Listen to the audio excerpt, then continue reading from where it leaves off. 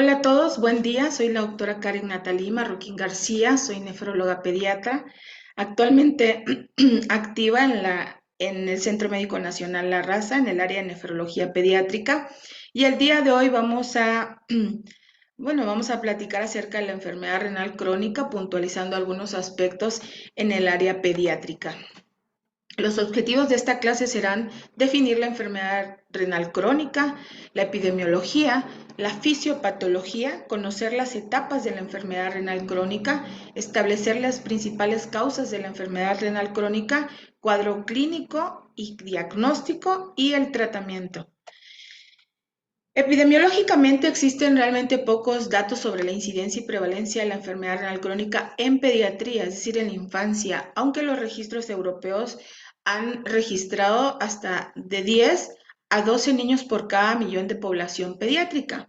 En el REPIR-2, que es un registro español pediátrico de la enfermedad renal crónica no terminal, es decir, de aquellos que sí tienen enfermedad renal crónica pero todavía no están sustituidos, en este registro del 2007 al 2011, en el que se contabilizó pacientes menores de 18 años en los que la tasa de filtrado, que es la forma en la que medimos la función del riñón, estaba por debajo de 90 mililitros por minuto por 1.73 metros cuadrados, se encontró una prevalencia de hasta 128 pacientes por cada millón de población pediátrica, siendo más frecuente en un 63.3% en varones. En cuanto a la etiología, es decir, la causa que nos lleva a la insuficiencia renal crónica, principalmente en este estudio el 57% dependían de anomalías estructurales, seguidas de las enfermedades renales quísticas hereditarias en un 16%, enfermedades vasculares en un 9.4% y glomerulopatías primarias y secundarias en un 5.1%.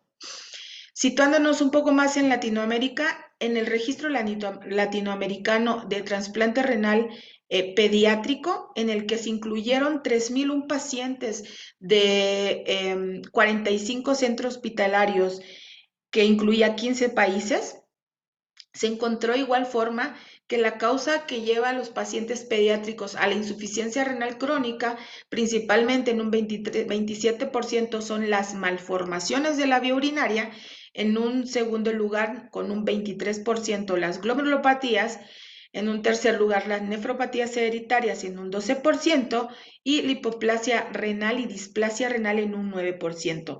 Estadística totalmente diferente, pero también importante puntualizar en los pacientes adultos. Aquí la enfermedad renal crónica, principalmente la causa es la diabetes mellitus, es decir, la nefropatía diabética.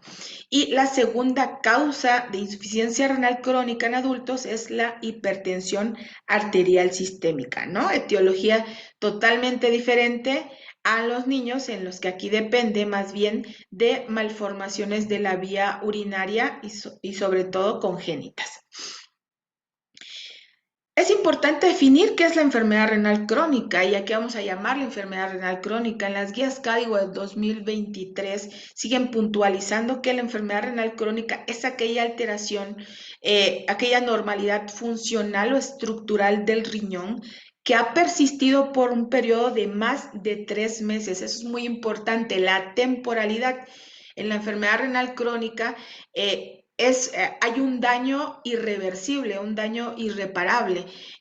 Por eso tiene que documentarse esta normalidad funcional o estructural por más de 3 meses para que tú ya lo cronifiques, ya lo catalogues como una enfermedad renal crónica y no aguda, como es otro tipo de patología.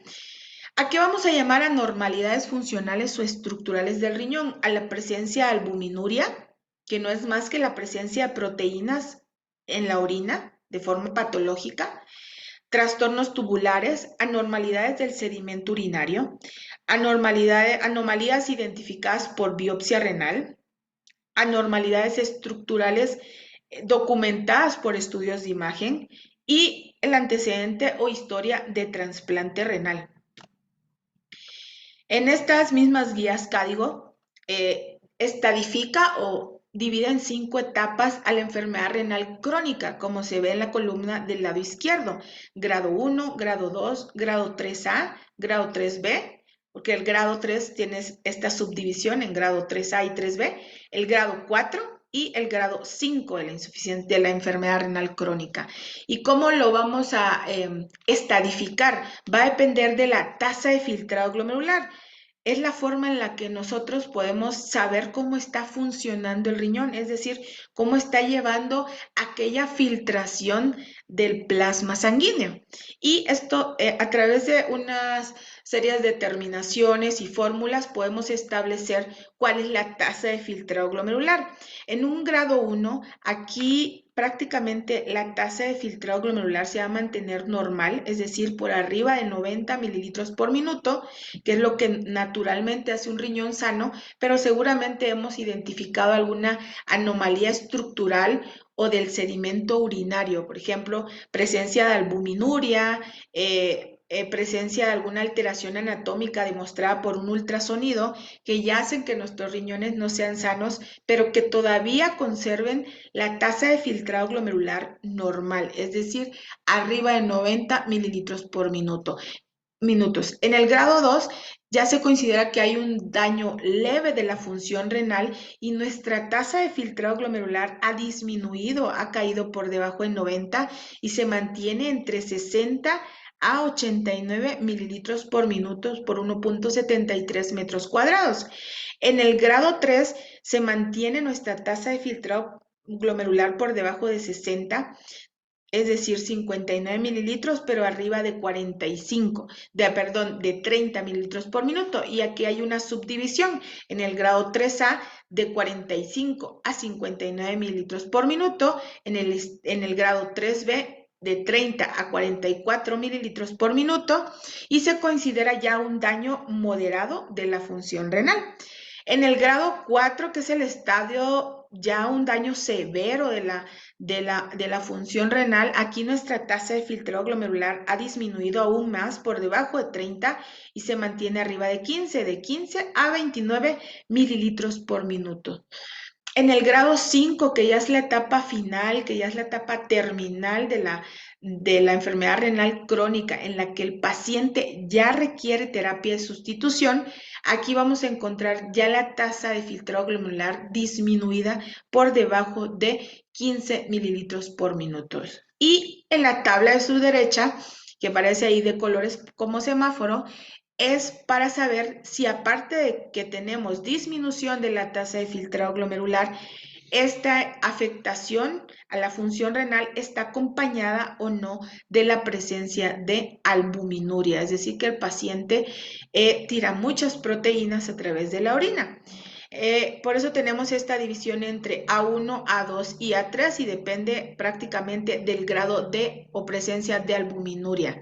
Y ahí en el grado 1 realmente hay una proteinuria muy leve o normal, es decir, por debajo de 30 miligramos en 24 horas. En el grado A2 hay una presencia moderada de proteinuria o proteinuria significativa entre 30 y 300 miligramos en 24 horas, y en el grado severo es por arriba de 300 miligramos. ¿Por qué es importante? Porque tomamos de referencia la presencia o no de albuminuria, aparte de la disminución de la tasa de filtrado glomerular, porque está asociada a qué tan rápido puede progresar la falla renal, a qué tan rápido nos puede llevar de un grado 1 a un grado 2, de un grado 2 a un grado 4. Es el paciente que tiene más proteinuria va a ser el paciente que seguramente va a evolucionar más rápidamente a la falla renal terminal. Ahora, vamos a hablar ahora a grosso modo de las dos terapias de sustitución que requiere ya el paciente cuando estamos en un estadio 5, es decir, en un estadio terminal de la función renal, en la que la tasa de filtrado glomerular, recordemos, está por debajo de 15 mililitros por minuto por 1.73 metros cuadrados. Y entonces aquí sí ya hay que darle tratamiento a este paciente con la sustitución renal a través de dos procedimientos, la diálisis peritoneal o la hemodiálisis, que prácticamente el objetivo de ambas terapias va a ser el mismo, ¿no? Eliminar las toxinas y los productos de desechos de la sangre, eliminarlos a través de este proceso, ¿no? Aquí vamos a ver la diálisis peritoneal, en que consiste en la colocación de un catéter en la cavidad, en la colocación de un catéter tunelizado. Hay que hacer un túnel por el tejido subcutáneo y luego meternos a la cavidad peritoneal para poner esta línea que va a conectarnos, digamos, la cavidad peritoneal con el exterior, donde vamos a conectar estas bolsitas que se ven en la imagen, que es en la mayoría de los pacientes. Se llama diálisis peritoneal cíclica ambulatoria y depende de estas bolsas que nosotros coloquialmente llamamos bolsas gemelas. Va a ser una bolsa que va a estar vacía y otra bolsa que va a estar llena con líquido peritoneal. Este líquido se va a infundir, como se ve en la imagen de su izquierda, va a infundir el líquido a la cavidad peritoneal, y el líquido que ya estaba previamente instalado ahí se va a drenar hacia la bolsa vacía, que es la bolsa de abajo, en la que prácticamente ya van las toxinas y los productos de desechos. ¿Cómo se lleva a cabo este proceso? Así como se ve en la imagen de su derecha, de un lado se ve el vaso sanguíneo y luego se ve una membrana semipermeable que se llama peritoneo, ¿no? Y a través de esta membrana que es semipermeable se va a llevar a cabo de dos procesos físicos, que es la difusión y la ósmosis, el arrastre de las toxinas, los productos de desechos y el agua hacia la cavidad peritoneal, a donde posteriormente vamos a drenar este líquido peritoneal que ya va a ir, digamos, sucio, que ya va a ir lleno de toxinas. En la primer bolsa vamos a estar poniendo líquido de diálisis limpio, y en la salida, que habitualmente es después de 4 a 6 horas, después del tiempo de permanencia de ese líquido, lo drenamos y ya va a llevar a través de estos dos procesos físicos, vuelvo a repetir, difusión y ósmosis, va a arrastrar todas estas toxinas, productos de desechos y agua, y las va a llevar hacia la cavidad peritoneal, como se ve en la foto de la derecha, y posteriormente vamos a drenarlos. Es de esta forma en la que nosotros llevamos a cabo la depuración, es decir, la limpieza del plasma sanguíneo. La otra terapia, que también es obviamente muy conocida, es la hemodiálisis. La hemodiálisis va a tener el mismo objetivo: eliminar toxinas, productos de desechos del cuerpo, y si es necesario eliminar agua del paciente, sobre todo en los pacientes que no orinan y que dependen de estas terapias también para que no se hinchen, no se sobrecarguen. La hemodiálisis se lleva a través de dos tipos de acceso. Se puede llevar en los adultos. En la mayoría de los adultos tienen algo que se llama fístula arteriovenosa, como se ve en la imagen de su izquierda, que habitualmente es esa la posición, digamos, regular en el antebrazo. Hacen una unión entre una arteria, una vena, la exteriorizan con la finalidad de que ahí puedan puncionar dos agujitas. Una agujita se va a encargar de sacar la sangre que va con toxinas o con desechos, como se ve en la parte de la primera línea, la línea superior que dice sangre, y la va a llevar a través de un dializador, que no es más que un filtro. Ahí, a grosso modo, se observan dos compartimentos en el dializador. De un lado se ve rojo y de otro lado se ve entre azul y grisecito. Esto está representando del lado izquierdo la presencia de la sangre que lleva toxinas y producto de desecho, y del lado izquierdo cómo se van moviendo los solutos hacia el otro compartimento, que son los filtros. Y se está eliminando en la parte inferior del lado derecho. Se ve cómo entra el líquido de diálisis de un lado, y por la parte superior está saliendo ya el líquido de diálisis con las toxinas y con todos los productos de desecho y con el agua del paciente. ¿no? Entonces, toda esta sangre tiene que pasar a través de este dializador y regresa en la parte inferior, se ve como dice sangre limpia, es decir, ya regresa la sangre depurada al paciente, ¿no? Obviamente, entre más veces pase la sangre a través de este dializador, la sangre se va limpiando, se va depurando o aclarando paulatinamente. Son terapias que requieren como mínimo 3 veces por semana y requieren una conexión de un tiempo aproximadamente de 3 horas. Es decir, desafortunadamente no tenemos máquinas ambulatorias o domiciliarias, ¿no? Y este paciente requiere de acudir a un centro hospitalario 3 veces por semana, aproximadamente 3 horas cada sesión. Y en su lado derecho es la foto de una niña que está conectada, ahora sí, a una máquina real y vemos como ella no tiene una fístula arteriovenosa. A veces la mayoría de los niños son muy pequeños y tienen vasos sanguíneos muy pequeños y no se puede hacer esta fístula arteriovenosa que hace el angiólogo para poder puncionarlos y no sea necesario tener un catéter venoso central como el que se ve en la parte pegada al hombro del lado derecho, realmente es la posición subclavia, decimos, ese catéter Majorcar, que es la marca de un catéter para hemodiálisis, este es un catéter venoso central que nos va a proporcionar el flujo sanguíneo, la velocidad con la que nosotros tenemos que extraer la sangre y pasarla a través de este filtro, ¿ok?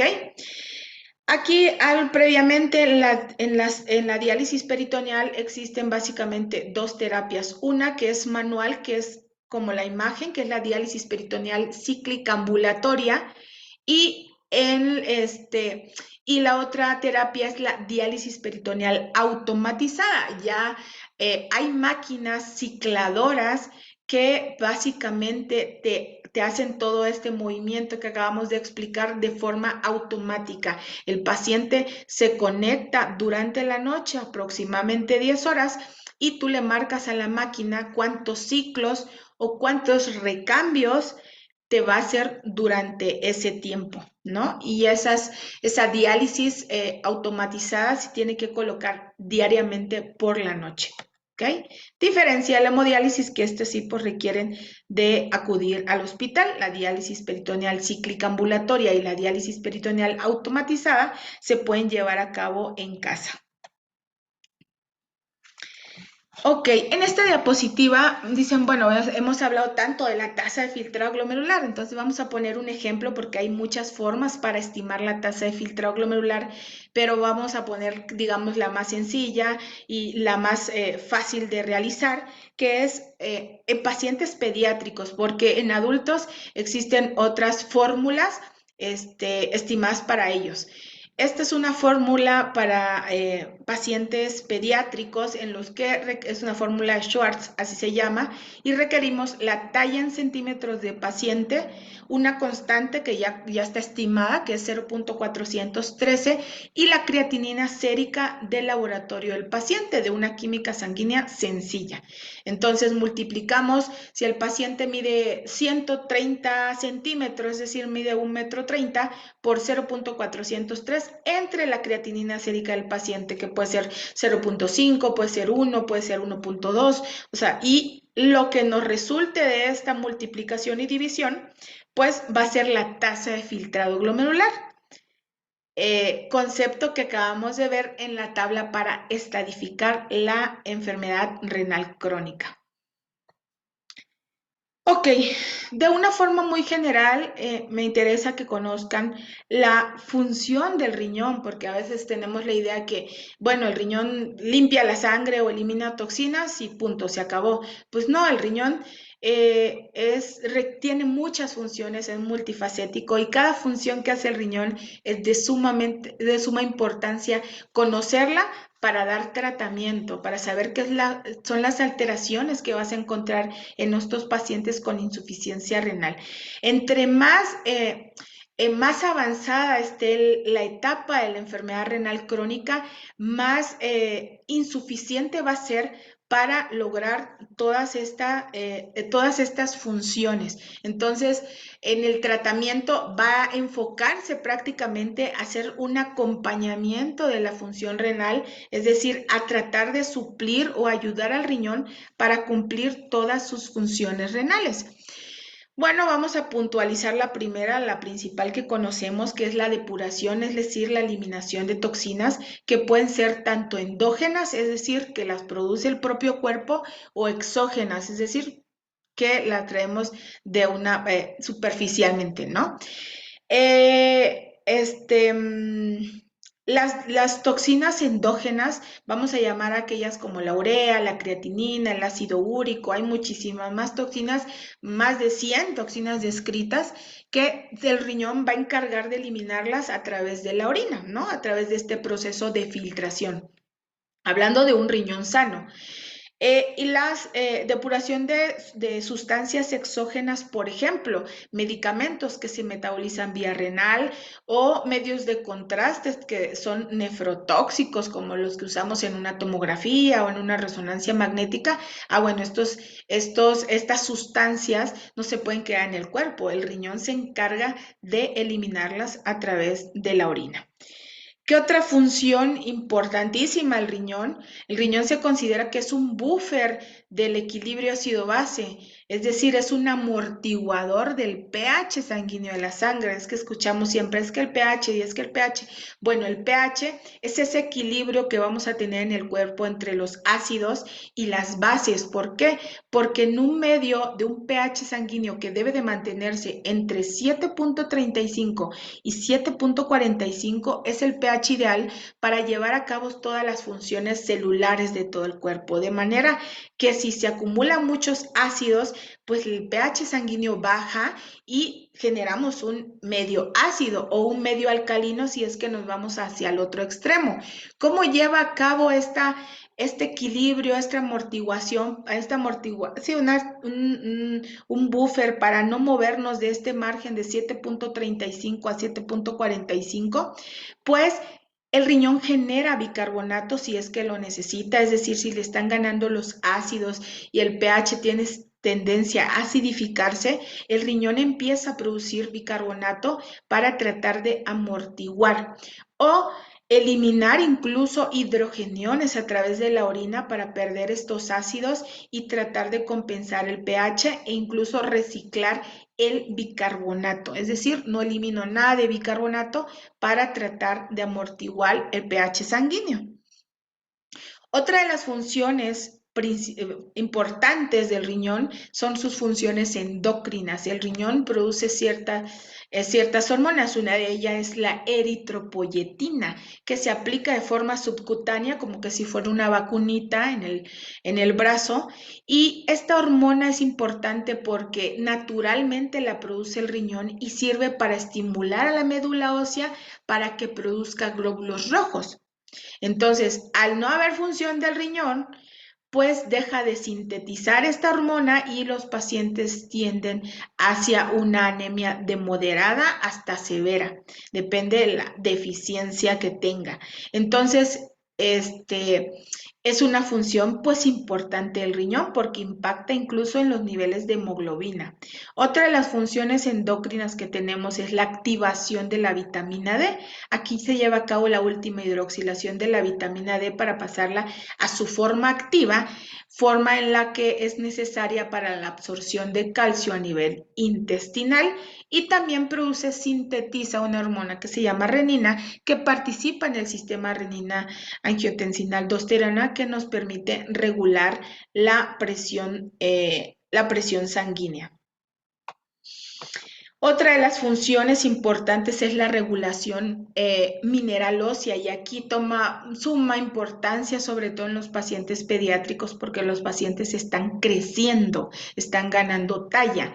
¿Y cómo participa el riñón? Pues activamente en homeostasis entre el óseo y mineral, encargada de regular los niveles de fósforo, de calcio, de vitamina D, para que no se active una hormona que se llama paratormona, que se producen en unas glandulitas que están a un lado de la tiroides, que se llaman glándulas paratiroideas, por eso su nombre, pero realmente ellas no producen hormonas tiroideas, producen sus propias hormonas y se llama hormona paratormona.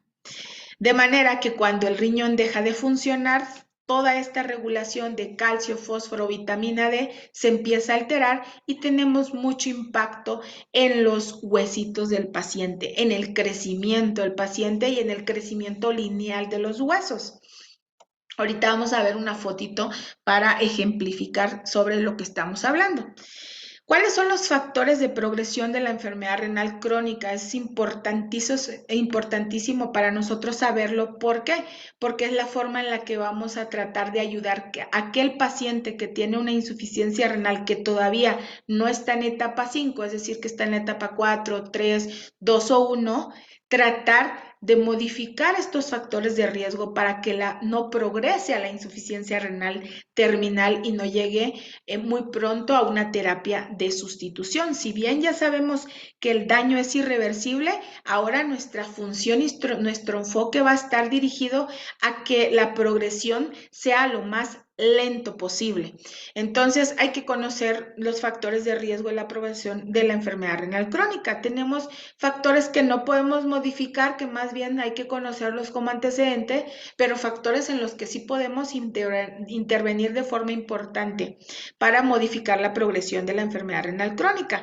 Dentro de los no modificables es el hecho de que el paciente haya nacido prematuro, ¿no? ¿Por qué? Porque el desarrollo, bueno, la formación completa, el número de nefronas de los bebés se lleva hasta aproximadamente a las 33, 34 semanas de gestación. De manera que si el paciente fue muy prematuro, seguramente no va a tener el conteo de nefronas completos.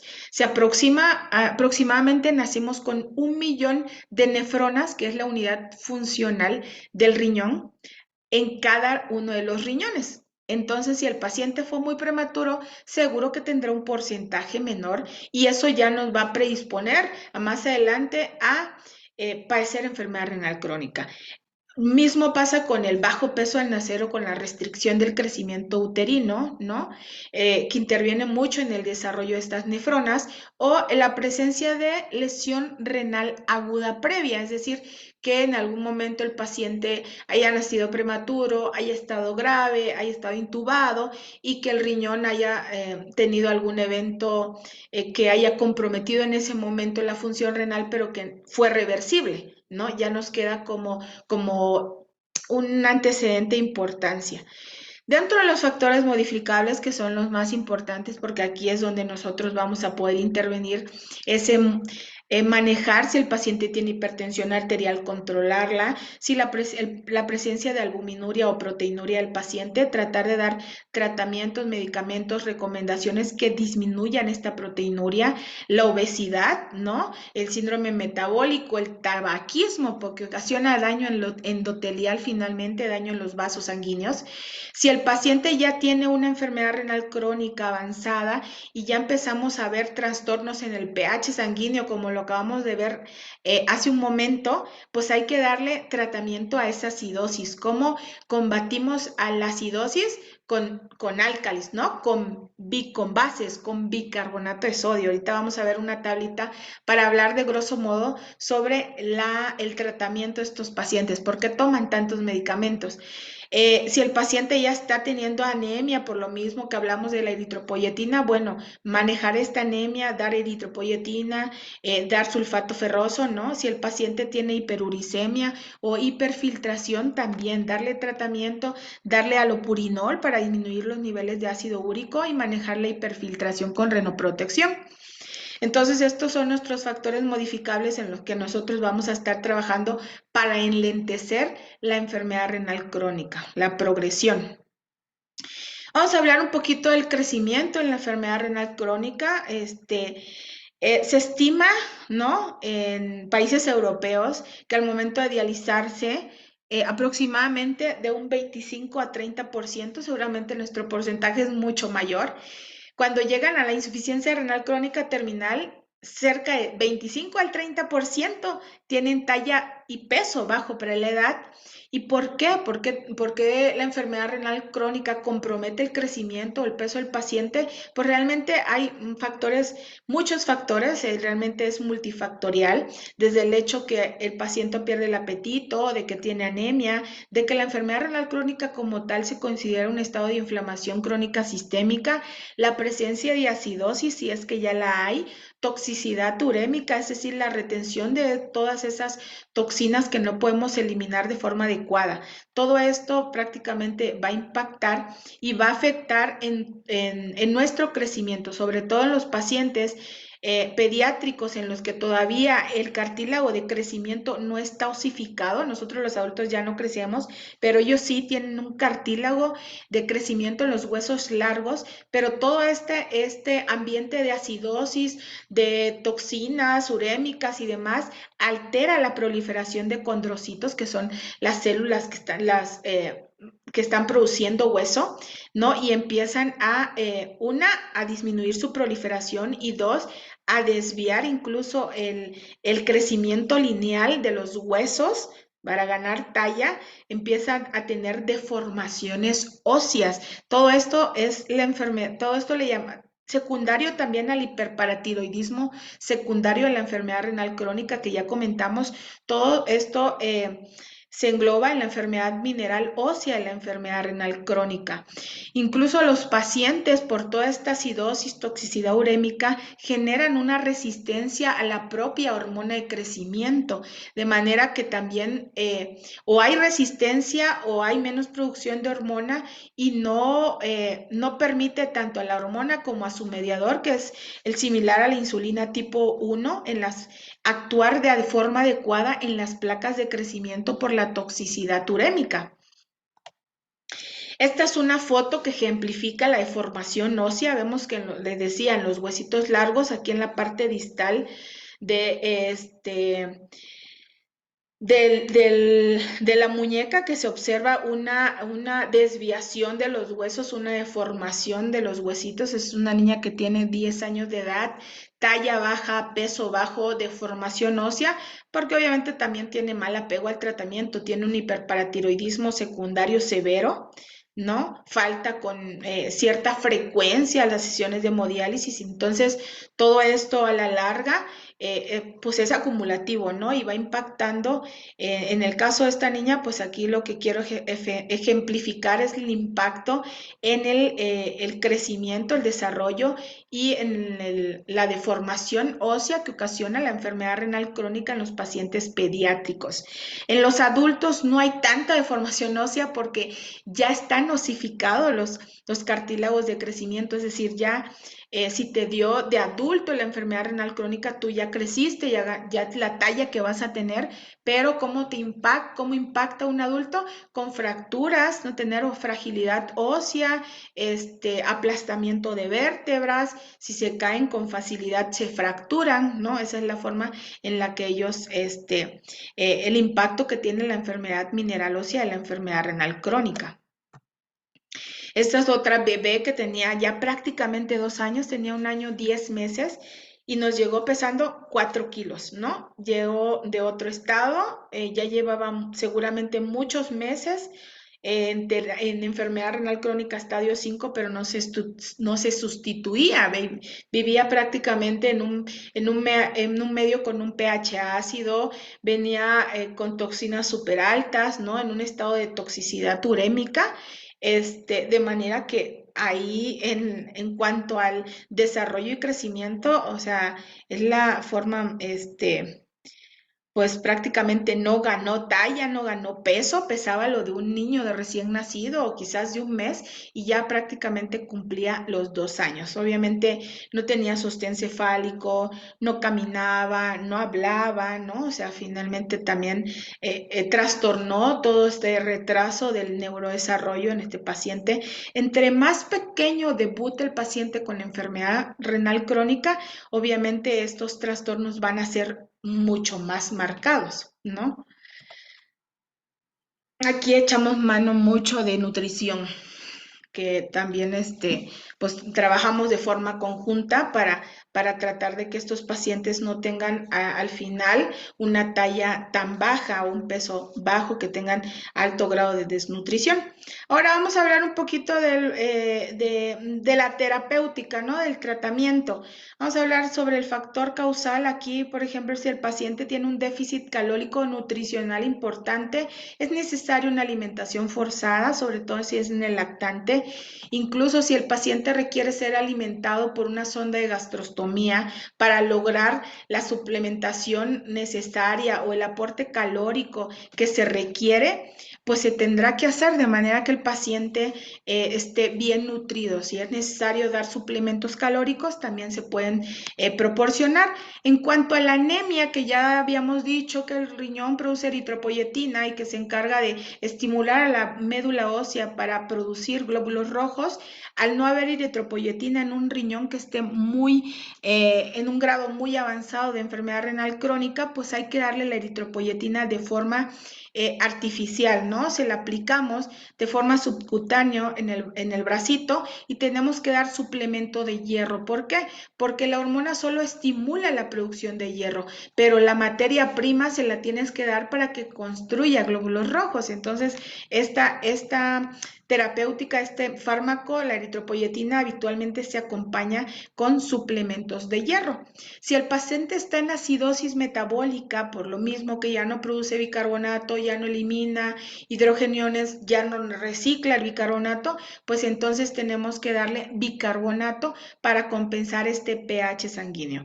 Si ya hay trastorno mineral óseo, la enfermedad renal crónica y complicaciones vasculares, todo este trastorno se da prácticamente por alteración de, habíamos dicho, calcio, fósforo, vitamina D, que alteran y que estimulan la producción de hormona, de la paratormona, que es una hormona que regula la formación, pues prácticamente de los huesos. Entonces se requiere aquí dietas con restricciones de fósforo, suplementos de orales de calcio, captores o quelantes de fósforo para eliminarlo a través de la vía gastrointestinal y la vitamina en su forma D activa. Si el paciente está metabólicamente bien y a pesar de eso no gana talla, entonces algunos pacientes pudieran considerarse que hay una resistencia a la hormona de crecimiento y que requieren de hormona de crecimiento de forma artificial para ganar, pues alcanzar la talla familiar. Y si el paciente ya tiene una enfermedad renal crónica en estadio 5, es decir, la tasa de filtrado está por debajo de 15, hay que dializarlo. Es la única forma en la que podemos remover esos desechos, esas toxinas, y si es necesario también sacar agua del paciente si es que los pacientes ya no orinan, es decir, están anúricos u orinan muy poco. Las diálisis, tanto diálisis peritoneal como hemodiálisis, que son las terapias de sustitución renal, también nos ayudan a extraer volumen del paciente, de manera que el paciente pueda beber cierta cantidad de agua, porque lo podemos sacar a través de estas terapias, tanto las toxinas como el agua. Y para que el paciente obviamente gane peso y talla, pues hay que evitar las complicaciones quirúrgicas, las infecciones, las hospitalizaciones, ¿no? Evitar infecciones de vías urinarias. Y pues bueno, eso sería todo de mi parte. Yo espero que hayan tenido un panorama bastante amplio de lo que es la enfermedad renal crónica, sobre todo todas las funciones que hace el riñón, ¿no? Todas las que, aparte de depurar las toxinas, de eliminar las toxinas, pues tiene otras implicaciones que hay que cubrir. Por eso a esos pacientes se les aplica eritropoyetina, toman sulfato ferroso, toman ácido fólico, toman quelantes de fósforo, toman bicarbonato si es que no están sustituidos. Entonces tienen una dieta estricta precisamente para tratar de mantener reguladas todas las funciones que hace el riñón y que el paciente pueda estar lo más metabólica y clínicamente bien el paciente hasta que llegue el tratamiento definitivo de la insuficiencia renal crónica terminal, que es el trasplante renal. Muchas gracias por su atención. Que tengan bonito día. Les dejo mi contacto, mi correo electrónico, por si tienen alguna duda, algún comentario. También está totalmente abierto para ustedes. Buen día.